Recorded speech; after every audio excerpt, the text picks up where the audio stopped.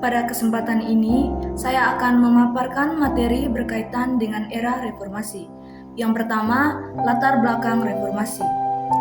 Reformasi dimulai pada tahun 1998 setelah Indonesia mengalami krisis ekonomi dan politik. Rakyat menuntut perubahan di semua bidang karena ketidakadilan dan penyalahgunaan kekuasaan pada masa Orde Baru. Akhirnya, rezim Orde Baru runtuh dan Indonesia memasuki era reformasi. Yang kedua, pengertian reformasi. Reformasi berarti perubahan besar menuju sistem demokrasi yang terbuka. Berbeda dengan revolusi, reformasi dilakukan secara damai dan berdasarkan hukum. Tujuannya memperbaiki politik, ekonomi, hukum, dan sosial agar lebih adil dan transparan. Yang ketiga, demokrasi terbuka. Pada masa reformasi, masyarakat mendapat kebebasan berpendapat dan berekspresi.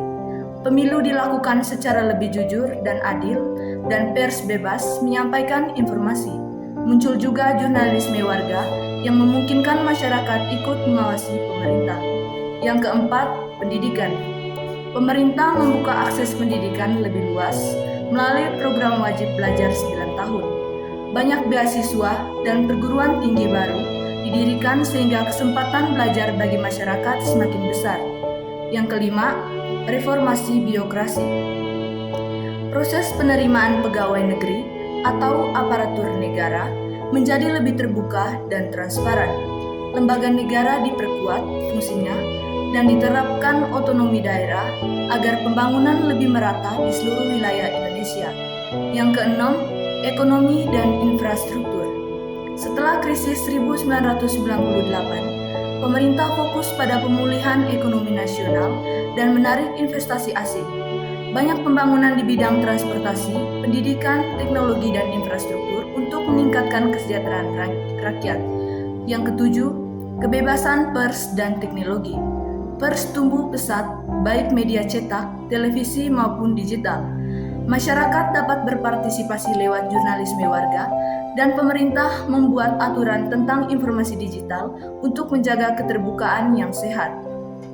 Dan yang terakhir, yaitu tantangan era reformasi. Meski banyak kemajuan, masih ada berbagai tantangan seperti demokrasi sering memunculkan konflik kepentingan, kepentingan ekonomi masih terasa antara kaya dan miskin, dan korupsi tetap menjadi masalah besar yang perlu diberantas.